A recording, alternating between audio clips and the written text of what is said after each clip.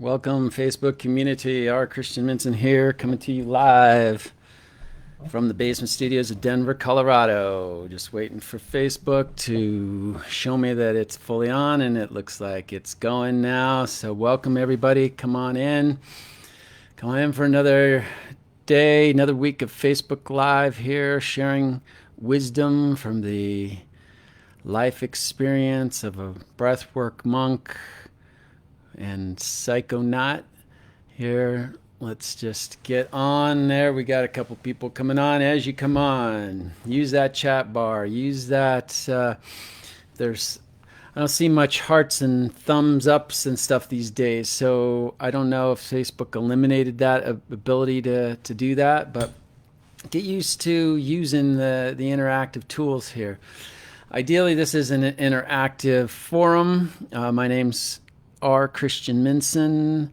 I'm talking today on procrastination, wisdom that comes from years of being a holistic healing guide, being a monk from the past for 10 years, and just living a life of deep inquiry for the last 50 plus years. Autumn, hello. Tell me where you're coming from. Tell me who you are and where you're coming from. We got a few people on. Let's get this on, because also, as we get going, as I talk about things, I'm here to field questions from you. So if you have any questions you'd like answered on the topic, of course, and then once we get off topic, or once the topic is done, if you want to ask questions about anything, feel free. I am here to disseminate whatever nuggets of wisdom I have, and to help you get familiar with me, familiar with what I do. If you'd like to end up working with me at some point in time. So hello, Marie Grimes, hello, and Tammy and Autumn's in Arizona. Jody, hi, Jody, I know is in Boulder, Colorado, but where's the rest from? Marie, are you in Florida, or is this Marie from Toastmasters? And from the UK. All right, so no, you're not the person I know from, which I think moved to Florida. But Adria, hey, your breathwork sessions are incredible. Hey, thank you for that shout out here, and great to see you on. Adria is somebody that I met through Rhythmia Life Advancement Center, which I was the resident director of breathwork there for 3 years. D from Houston, Marianne Paul from Ontario. Great, look at you people coming on. Great to see you. And I hope Chad better come on, because he's the one that requested this topic. I'm going to message him real quick. So keep on telling me where you're from. Keep on telling me what's going on. Let me just try to write a message real quick. And we're going to get started in 1 minute generally. I'm just giving enough time for people to join on. All right, so that's good there. Back to us. All right, more people. Ontario, Houston. All right, nobody else has said where they're from, but please join on. Please get used to using that typing in bar, because we're going to use it. I'm going to encourage you to use it along the way. Let's make this an interactive forum. Really isn't.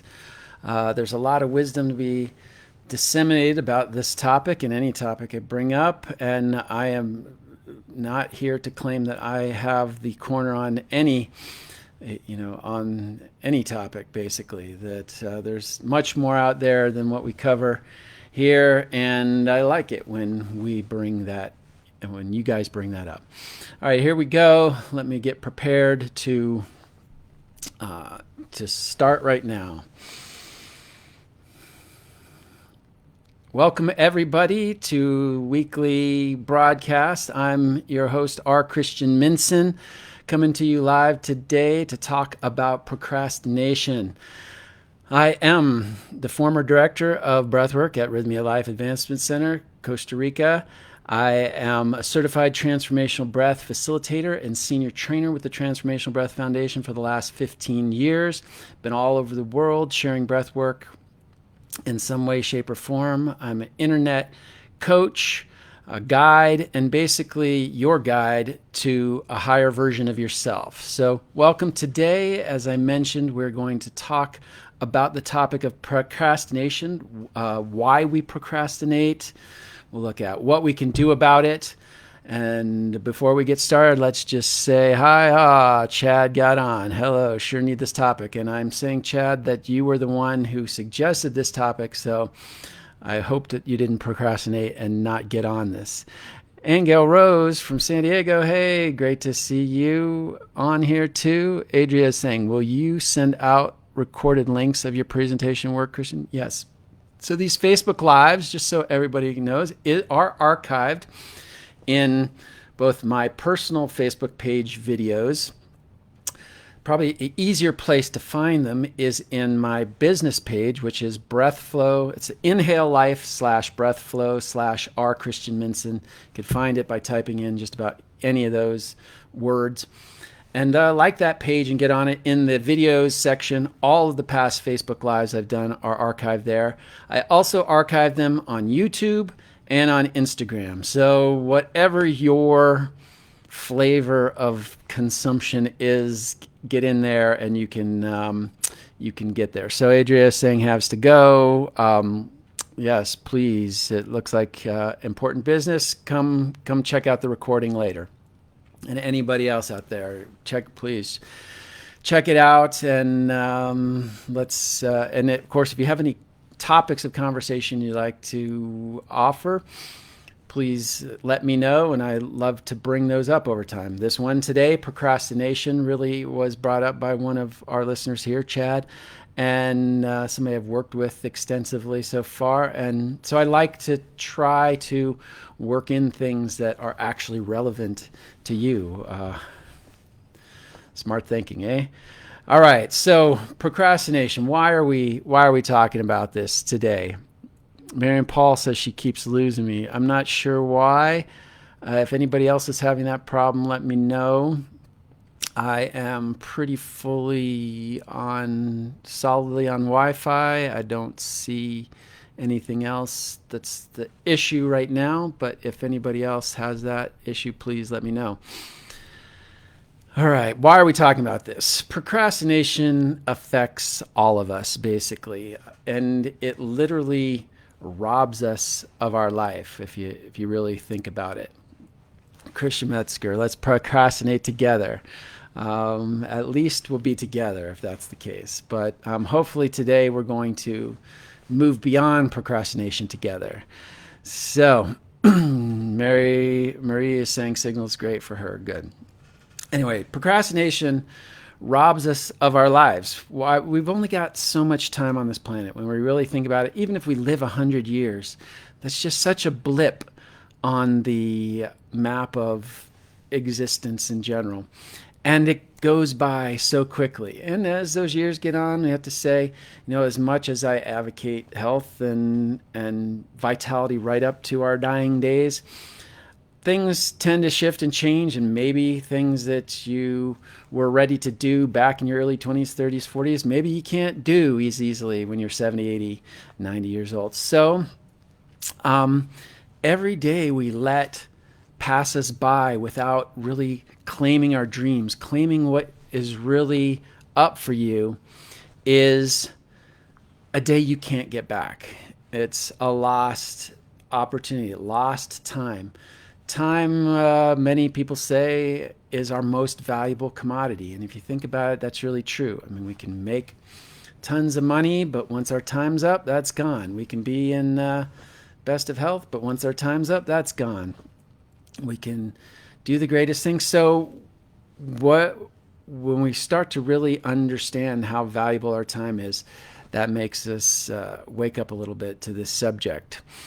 They say at the end of life, people's biggest regrets aren't what they did or what they did wrong, what they did poorly, what they did badly, but actually what they didn't do. Their biggest regrets are that you didn't reach out to your children and tell them you loved them. You didn't go for that dream job or start up that hobby, that like playing guitar or something. By the way, we got the guitar back here. We'll do a little music after.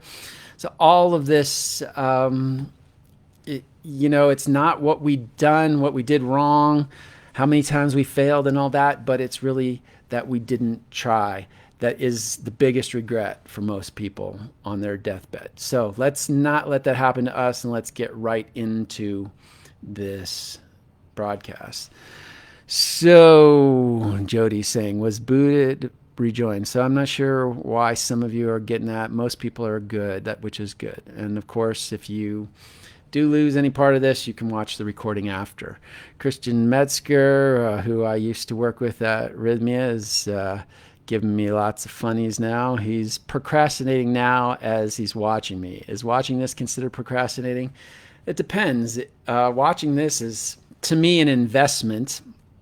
But if you need to go to your job, or you need to go meet up with somebody, or you need to clean your room or some task you're putting off, maybe this is procrastinating for that. So I would forgive you in the sense that if that is procrastinating, this will hopefully help you get motivated to not procrastinate in the future. So like I said, I'd consider this an investment. Trust your gut and express yourself. Perfect.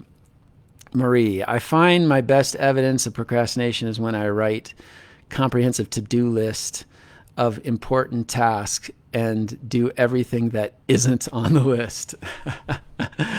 That's quite an interesting phenomena, isn't it? We write a list, and the list is usually what's most important to us, and then we go around and do every little thing. At least you could say that you've done stuff. So the stuff on your list, the stuff that's not on your list, is probably really on some list. It's just on a lesser list, and at least you're doing that. So at least you're not on the couch being a potato and not doing anything at all, Marie. And Christian, I consider this an investment for my soul. Excellent, man. And that's how I'd like you all to consider this, an investment in your soul, an investment in your life, because as we said, procrastination robs you of your life, and we want to claim that life back. No matter what stage we're at, we can turn the corner and claim life from here on out. So what is procrastination? I was watching an Instagram of another friend, acquaintance, thought leader out there the other day, and she was saying that one of the things is clarity, that we're avoiding clarity on the subject, and I thought that this was a great place to start, because what was she really saying here? That when we're staying fuzzy about things, when we don't really know, so it's like you need to get started with something, but you're not quite sure where to begin, or what steps to take. You're not even sure what steps to take or all that. You could easily outline them, but you procrastinate on that because the clarity then offers you some sense of commitment at that point. Once you're clear on where you go, there's no excuse for not going there. So the first level of procrastination is that we try to stay unclear. And so that gives you an excuse. Well, if I'm not clear on what I'm supposed to do, I don't need to do it yet. And so this is one thing I want to bring up. But what this really is going at a deeper level is a fear of commitment. All right. So clarity forces a commitment to the path, as we were saying. Once we're clear, it's clear which way you got to go. So there's no more pussyfooting around. But this, it's giving you an understanding of what tasks are at hand. But what is it you're really afraid of then? Once, if you're committing to what? You're committing to this, you're not committing to this fully because there's some fear at the end of the line, okay? What is, and Marie says, ooh, I like that. Good. Great that things are resonating right away. Unconsciously ensuring lack of clarity. Yep, that's it. So we can recognize that first off and start to say, let's get clear on something, and then we can take the next steps, which we'll talk about. But so what we're really afraid of, procrastination is really a symptom. It's a symptom, not really the problem itself. And if you dig deeper, it's not the things that we have to do that we're afraid of, or what we're truly procrastinating about. It's the end result. And so here is what is really the crux of it, that when we procrastinate, it's because we have an expectation or an attachment to an idea of how the thing should turn out, how it should unfold. We've got this idea in our head, and yet now we're afraid of it not turning out exactly that way. And so this is really the crux of where we're faltering, where we're saying, hey, maybe I'm not going to start today because I'm not sure it's going to turn out the way that I want it to. There's many layers to this, which we'll get into, but part of it is, what are others going to think? What if it doesn't turn out? What if I fail? This is a huge one, which we'll talk about. And what will others think? So it's all really reflecting back on us. So the question is, where does this come from? Where does this expectation, attachment, and then ultimately this fear of it not turning out come from? And the answer in one simple word is ego. All right, so the ego part of us is really the part that is the one that's in fear here, the one that is throwing a monkey wrench in the whole works. Why is this? So let's look at the function of the ego. The ego, and I've talked about this many times before, this is really a fundamental tenet of foundational understanding to everything that I talk about, and how to really become a higher version of yourself, is to understand the ego and understand its function in our life. And the ego, I'm not one who subscribes to annihilating the ego, killing the ego. And I advise you to get out of that mindset as soon as possible. One, why? Because killing the ego puts you in a war mentality. You're actually at war with yourself. And as long as have you ever heard that statement? War, what is it? War will never bring peace. Only peace brings peace. Going to war for peace is an oxymoron, essentially. And so we have to realize that whenever we're at war with something, we're really at war with something within ourselves. And here, if we're at war with our ego, we're at war with a fundamental part of ourselves. Our ego is a structure of our animal being. It's a structure, a mental structure part of our animal being, which is designed to keep us safe in this world. It's designed to help us navigate this 3D reality without getting killed or eaten by a saber-toothed tiger or run over by a Mack truck or what have you. Okay, so the ego wants to keep us safe, but the ego operates in a very binary principle. Basically, binary means black or white, yes or no. Basically, safe is what's known and unsafe is what's unknown. So the ego wants to keep us safe, which means it wants to keep us in the known. And so in that sense, any change in life is unsafe to the ego, and the ego has a natural reaction. Now, how strong the ego is in our lives determines how much influence it has when we're striving to make changes in our lives. And so this is to contrast with the soul, which is our higher self, the energy and the intelligence of our higher self. And this is what we're all about, moving into a higher version of ourselves. The soul is always trying to expand, trying to open up, trying to get us to become bigger, to become better, to become more. And meanwhile, the ego is saying, no, let's stay safe, let's stay the same. So life is this continuous battle between expansion of the soul's pushing forward and the ego trying to hold back. Right? So this is a natural thing of life. We have to realize that this is built into our system, and it's not going to go away.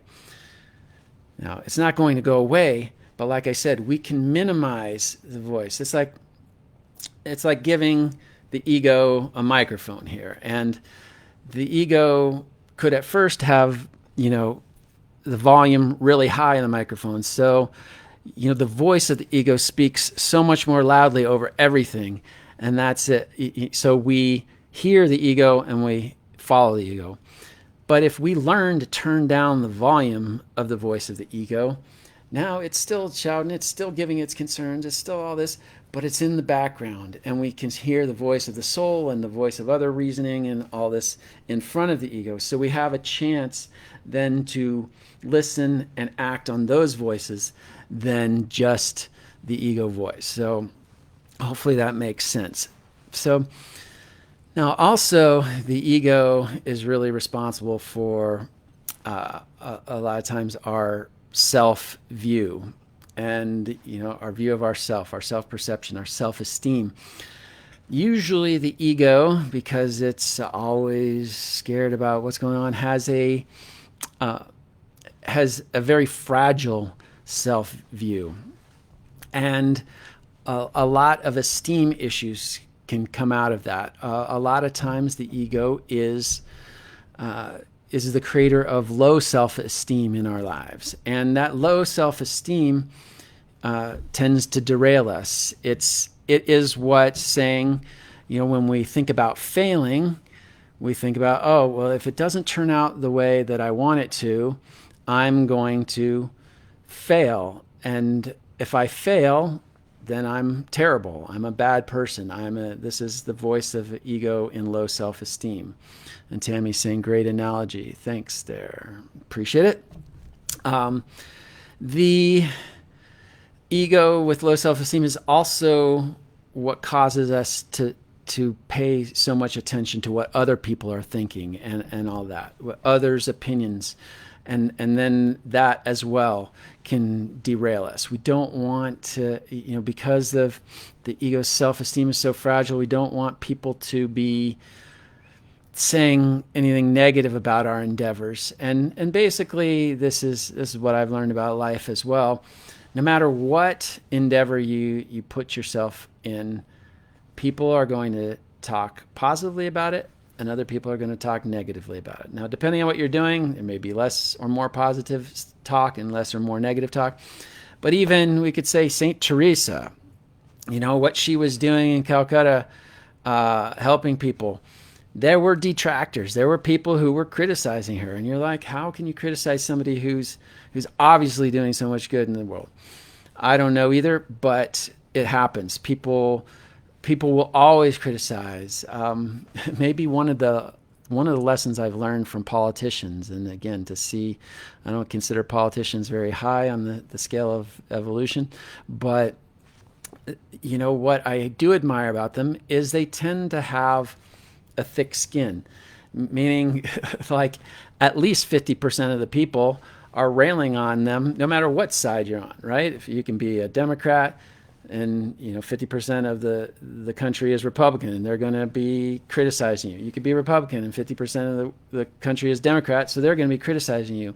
You have to continue to act and move forward despite that criticism. And so, and politicians have seemed to find this, because I know that so many people were like, "You suck, and your policies are terrible." I'd probably crawl under a hole and die, right? So we can learn something even from politicians. And Chad saying opinions of others can be huge. So let's look at this further. Then the bottom line is that if you don't do what you're procrastinating on, you're actually fulfilling the very outcome that is different from what you ultimately want anyway. Meaning you're not allowing the outcome you want to even come to fruition to the beginning. So the point is, just do something. At least there's a chance of it turning out the way that you want. And there's even a possible chance, have we ever thought of this, that it could turn out even better than you wanted. Rarely do we think that. And Dominic is saying, "Hi, friends. Hey there. Welcome aboard." And so, again, this is an important point. If you don't do it, if you continue to procrastinate, it's basically what they call the self-fulfilling prophecy, right? You're creating an outcome different than what you want, which is what you're afraid about in the first place, by not doing anything. And so you're essentially creating a non-outcome, which is an outcome of no results, nothing to show for yourself. And so you're essentially creating that scenario, which I believe is really one of the things that it keeps cycling in our lives. Every day that you procrastinate, you're realizing somewhere in the background of your mind that I am not creating that result. You're afraid of the result not being what you want it to be. So now you're holding back, but you're essentially creating a result that's not what you want it to be. And that continues to eat away at your consciousness, and that creates anxiety, that creates stress, that creates so many negative things that can turn into, serious problems down the line. Jody, following your highest excitement. I love music, dancing, singing raises frequency. My work is to vibrate as high as I can, anchoring a high frequency and emitting a high frequency. Doing remote healing work on the planet, sacred sites. From the outside, it looks like I'm procrastinating. I'm not sure why that looks like you're procrastinating. From the outside, if you understand, from the outside means from somebody else's perspective, right? If you understand what you're just saying, that you love music, dancing, singing, it raises your frequency. So like we were saying with Christian in the beginning, watching this, even though maybe you should be cleaning your room, maybe isn't procrastinating in the purest sense, because it's an investment. You recognize that this is a high level experience that we're having right now. And so I can postpone another experience in order to have this, and maybe to help me learn how to not postpone things unconsciously. So, but from the outside, if it looks like you're procrastinating, that means somebody else looking in is saying, hey, now if you listen to that voice of those people, that's where you run into problems, right? That those people don't know what's truly in your heart, what's right for you. They're basing their opinions on their past life experience and their traumas and their opinions and prejudices and all that. And so you got to be very careful when listening to people's advice. There's a lot of filtering that has to go on. There's usually some kernels of wisdom that come from anybody that communicates with you, even if they communicate with you harshly or negatively. But especially when they communicate with you harshly and negatively, you got to peel away the layers of that harshness, that negativity, so you can get to the real kernel of wisdom that's there, if there is at all. And Tammy, not only have not created what I want in those situations, but it actually has created more problems for me. Exactly. So this is what we're we're striving for, and we'll get to that in just a moment too. But procrastination actually compounds your suffering rather than alleviates the suffering, right? We're perceiving the suffering right now, we've identified as this point of it's not going to turn out the way that I want it to. There's a fear that it might not turn out that way, which is basically rooted in the ego, rooted in self-esteem issues, rooted in acceptance from others and all that, which is meaning we're not accepting ourselves fully yet. And that's really the deep core issue here behind procrastination. Marie, this last year has been major improvement in my tendency to procrastinate. When I realized I was eroding my self-esteem, the more I continued. Making the self-esteem connection caused quite a shift for me. I'm loving the difference it has made so far. Beautiful, Marie. So you are basically in alignment with what we're saying right now. Georgina, aloha from the Big Isle of Hawaii. Great to have you on. Miss you. Another Rhythmia friend on here. All right, so I think we're clear on that so far, that the procrastination is really coming from the ego, coming from a deeper self-esteem issue within the ego. And basically it's built into the ego, and we have to learn. Our life is really learning how to live with the ego. It's like living with a little child that's always crying and stuff like that. You don't just kick the child out of the house, right, and say, hey, get lost until you learn how to behave properly. No, you're going to continue to try to work with that child and help it to learn how to be better. So the same thing with the ego. We can't kick it out. We don't want to kick it out, but you can't anyway. It's going to be there, but we want to help it along and help bring in other items that are going to cause you to realize you are more than your ego. Your ego is just a little facet of you. And for people who want more on this issue, I did a talk, Soul versus Ego, and this was while I was at Rhythmia. If you write Soul versus Ego, Christian Minson, you'll find it up. And this really gives a good analogy of the ego and its place within our whole system.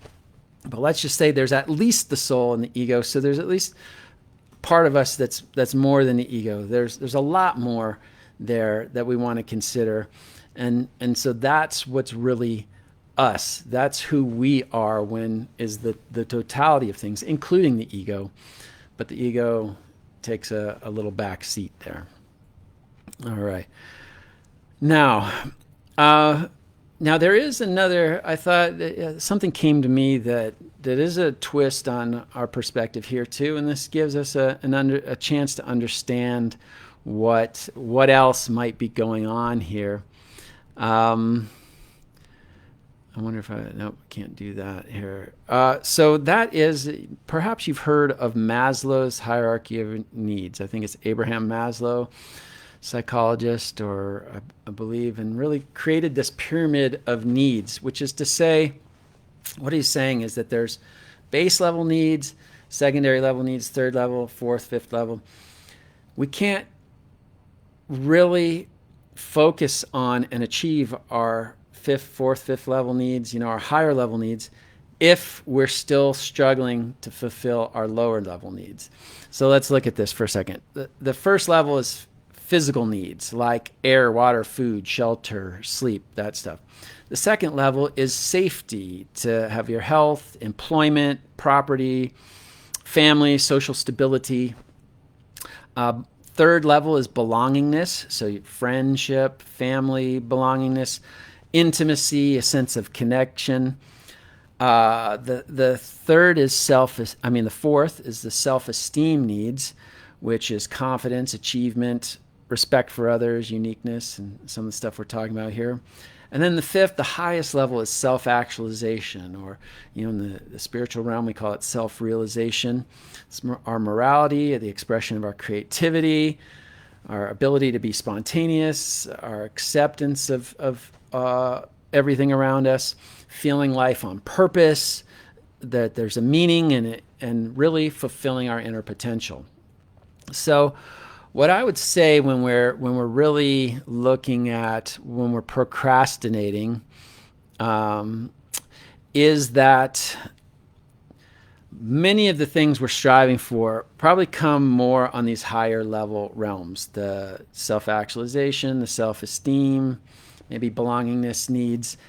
And this is just to consider a way to see if you aren't able to move forward on these things, to take a look at the lower levels, the levels below whatever level we identify we're striving to make an achievement in, and see maybe there's some unfulfilled need in there. So for instance, our second level is safety needs, and employment is in there. Well, right now, right, the COVID times and situations, many people are unemployed, and that may be, they're trying to, let's say they're trying to have a deeper, procrastinating about having a conversation with their significant other to deepen the relationship, but that, because there's some conflict there and things, let's just say. But this employment need is fundamentally necessary to fulfill before we can really concentrate on these higher level needs. So it may be that take a look at these levels again: physical needs in the bottom, safety needs, self-esteem or belongingness, self-esteem, and ultimately self-actualization. Just look up Maslow, Maslow, Maslow's hierarchy of needs, and you'll find the pyramid in a dozen different forms, and that can help you to see that maybe this isn't. We have to take this very gingerly, because we don't want to give ourselves an excuse for why we don't procrastinate. But in some cases, there may be a serious underlying need that needs to be met before we can meet some of these higher needs. Why, for instance, why is why these things, for instance, like Black Lives Matter is such a big thing, and because people of all races and colors and creeds want to, belong, want to develop the self-esteem, want to actualize their potential. But, there's a serious issue on the safety level right now, right? It's like certain segments of our society don't feel as safe because those supposedly protecting us aren't necessarily protecting them, and even beating them up and killing them in some cases. So we have to realize that that's why this kind of thing is such a big deal, is because before everybody can have the opportunity to master their lives on these higher levels, these lower level things have to be met for everybody.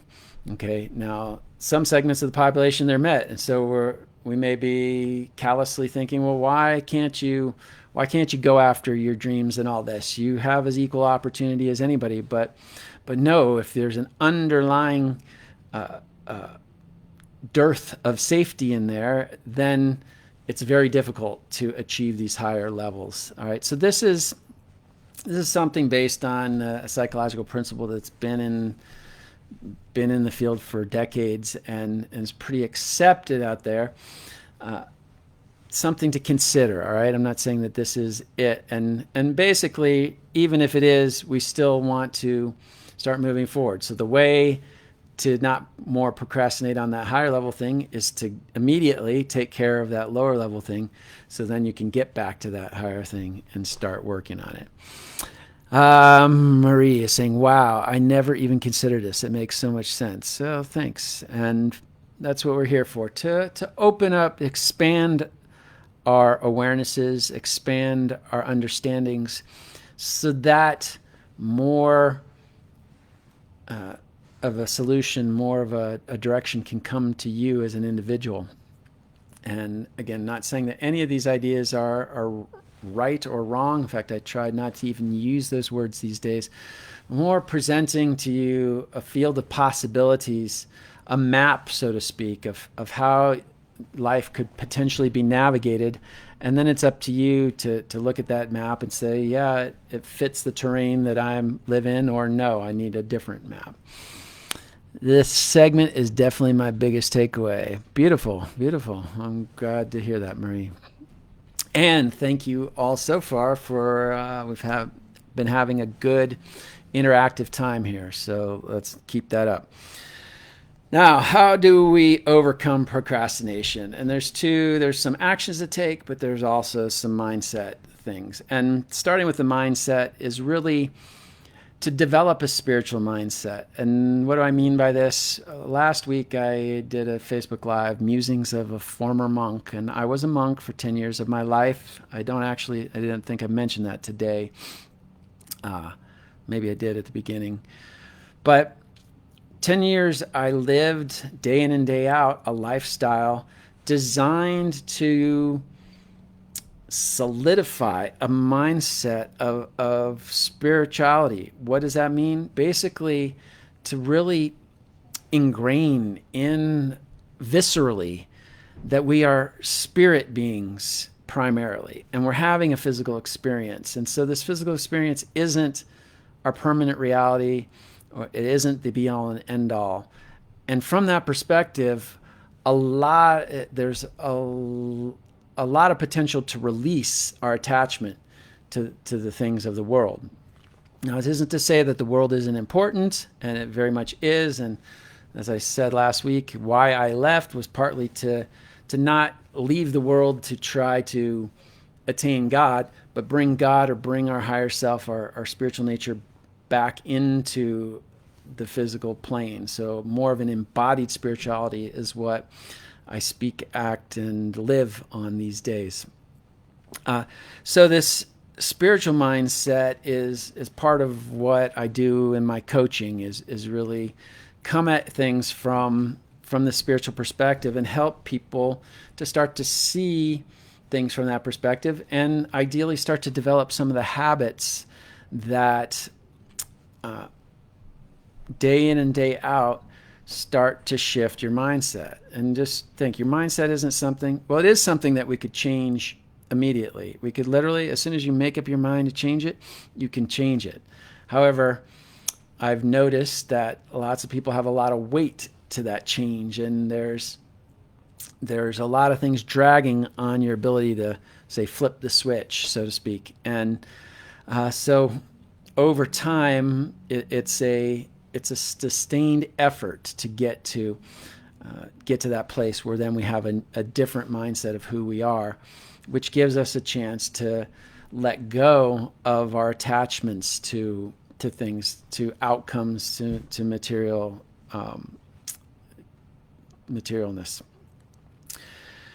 And there's another part of this too, that the change in our mindset on failure, and this is huge to me, that I think failure ideally would be the word removed from our vocabulary. Think if you didn't fail. Anybody who's succeeded in life will tell you that failure is necessary. The ones who succeed are the ones who fail the most. And in fact, it's like somebody asked I can't remember who it was, one famous person of success, and said, how did you succeed? And he said, I got out there, I was the one who failed the most. Meaning, what does that mean? I got out there and started doing something. I tried. I said, here's a path to take. And when it didn't lead to the result that I wanted, where did that leave me? It didn't leave me feeling like, oh, I'm a failure. It left me feeling this isn't the path. So that's knowledge. Now I have less options open to me to find what the path truly is. I have more information on on what works and what doesn't work, especially. So that informs your choices. They say Thomas Edison failed 10,000 times, tried 10,000 different times to make a light bulb until he finally found the filament that made light. And if you think 10,000, if he had thought that he failed, he would have quit way before. But each time he said, I'm closer to finding the thing that does work because I know what doesn't work now. So this is vital. Changing our mindset on failure is huge. Think of it as a child. As a child, you don't have much idea of failure. You just go out there and you do it for the sheer love of doing it. And something happens, and it's just the result. There's no expectation of result. There's no, like, it should have gone this way. It shouldn't have gone that way. We're just purely in the act of action. And this actually is a very spiritual principle. In the Bhagavad Gita, Krishna is talking to Arjuna, and Krishna, we could say, represents God. Arjuna represents us, or our higher self trying to get it. Krishna says, yours is the right to action, not to the fruits of your actions. So if you get this as a very high spiritual principle, ours is the right to act, to get out there and just do. What comes out of our doing is not up to us. That's up to God. And sometimes it will go just like we want it to. Sometimes it won't. And sometimes, and I dare say probably more often than not, it will go even better than we thought it would go.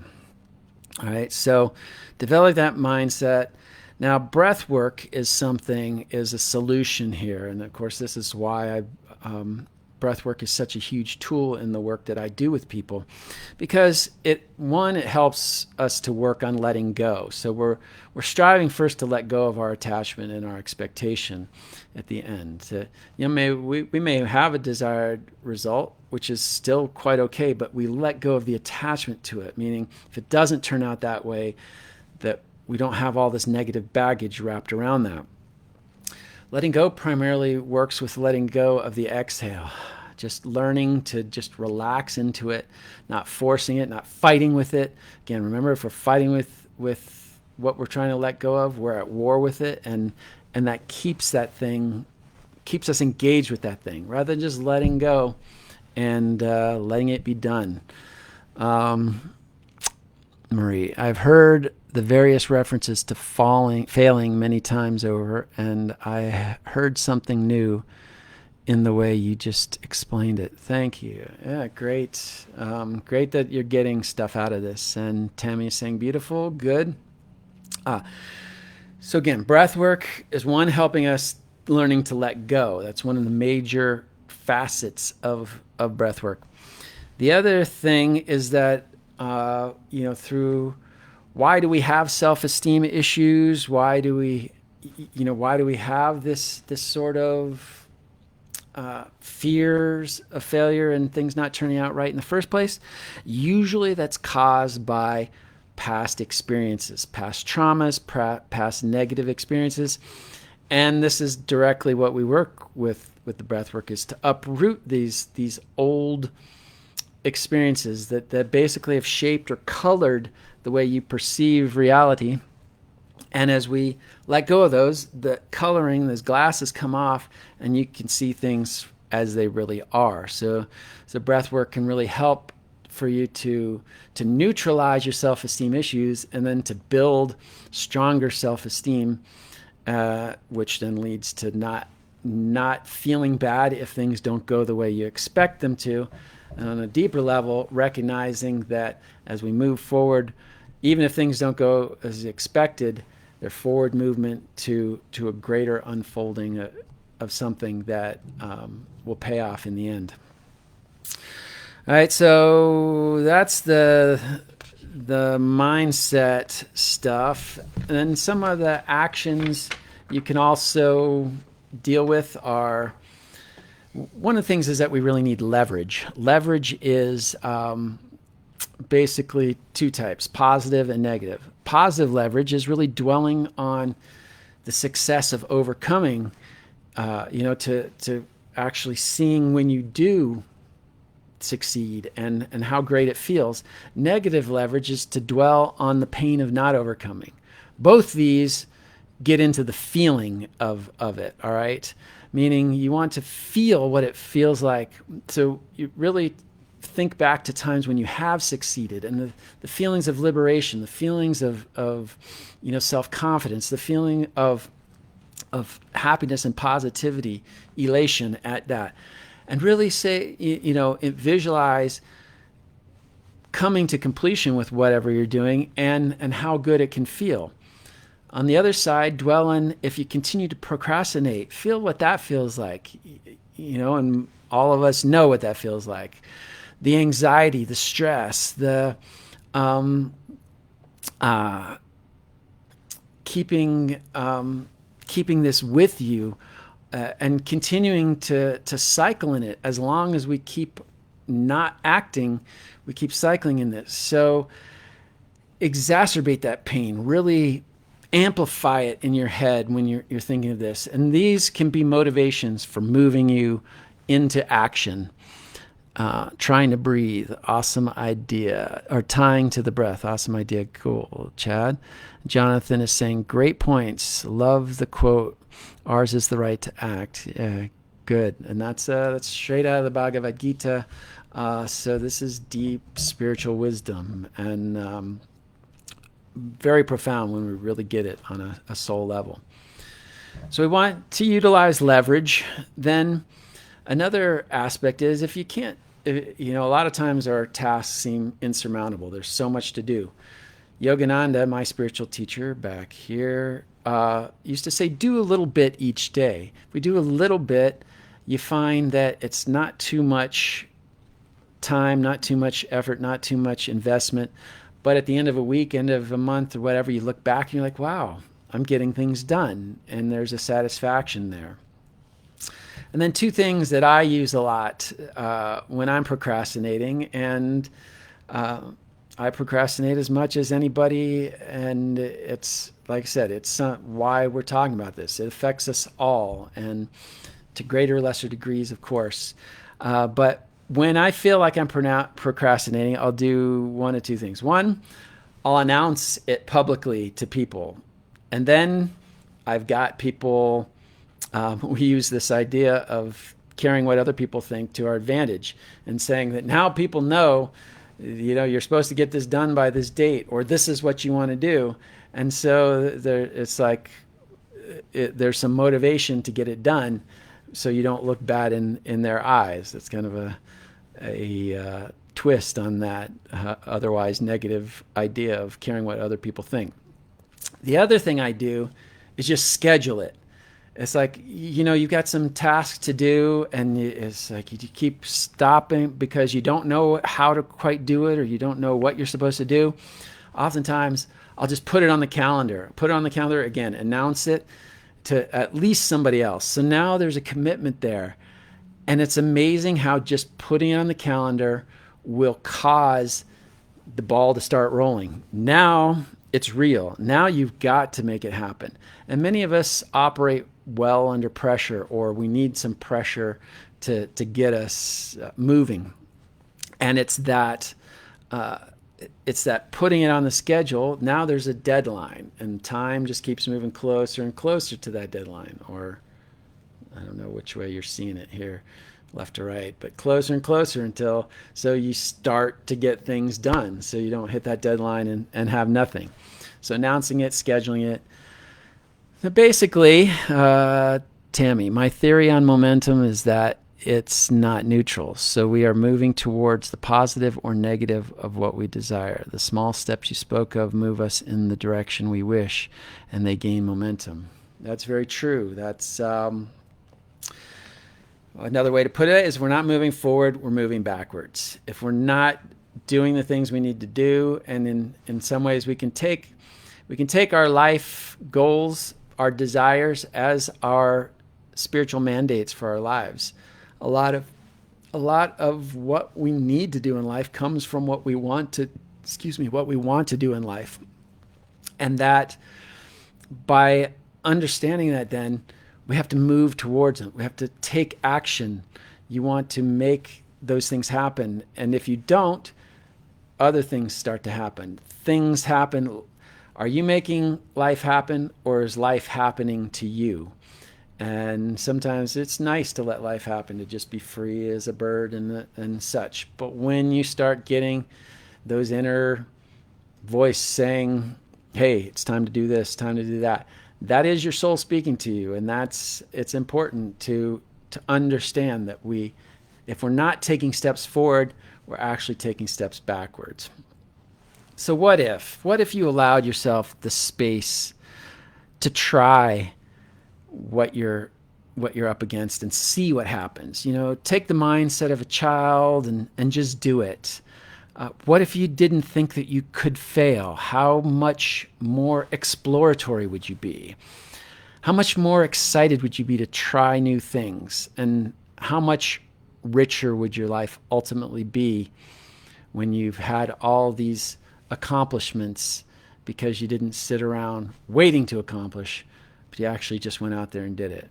And that's what I hope for you. If there's any way you feel that I can help you, I want you to please call out to me, communicate, Facebook, you can message me, get on my website. That's the easiest way, breathflow.com.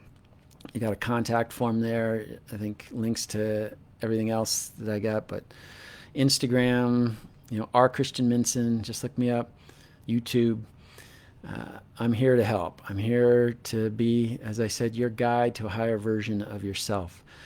So with that, I say namaste until next week, when we share more and deeper wisdom. Thank you.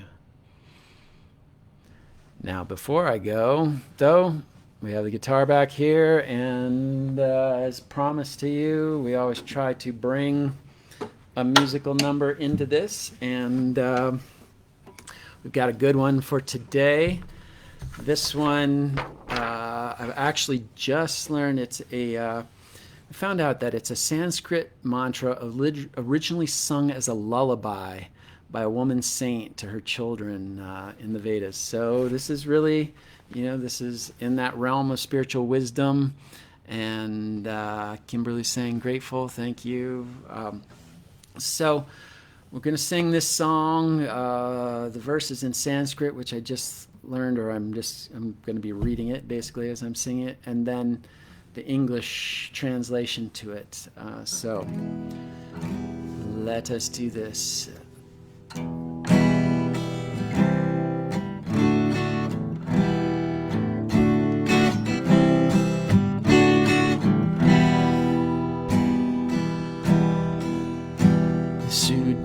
Sudosi niranjana se samsara maya parivarjito se samsara sapanam traja mohanidram na janma mito tatsat swarupe.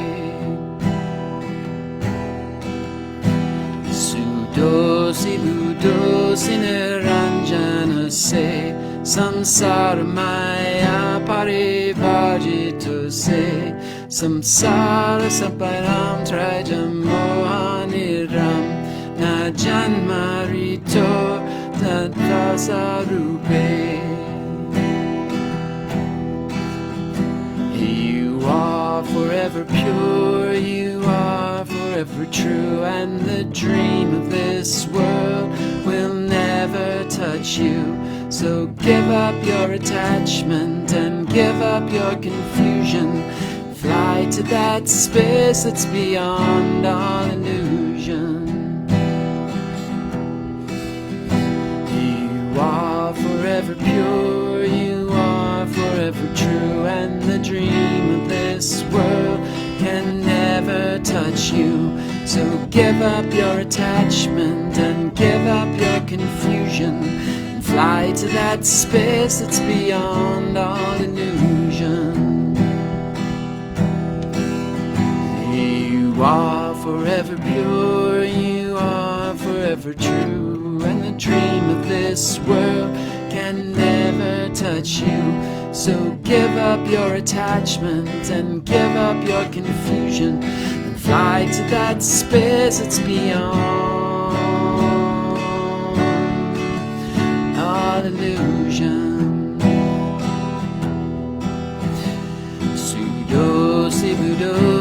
Niranjana se samsara maya parivarjita se samsara sapanam traja mohaniram na janma mritor tat sattva rupe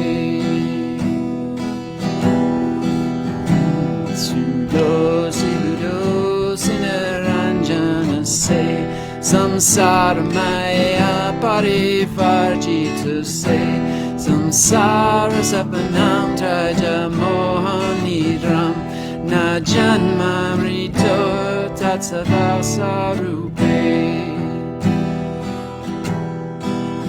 You are forever pure, you are forever true, and the dream of this world can never touch you.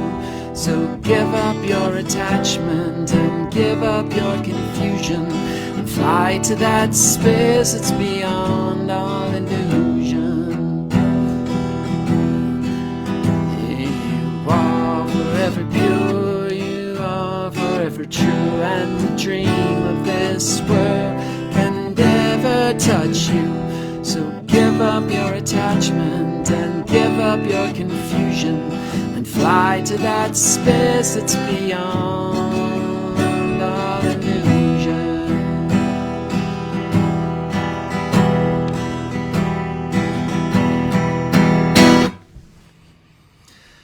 There we go. Sudosi Budosi, you are forever pure and true. So I like that because it says give up your attachment, and that's really the crux of the issue here. Very spiritual song, and something to take with you for the week. So until then, until we meet again in wisdom and song, namaste, and I will be working for you in a different place, Colorado, on the physical plane, but reach out to me if there's anything I can do for you. Talk to you soon.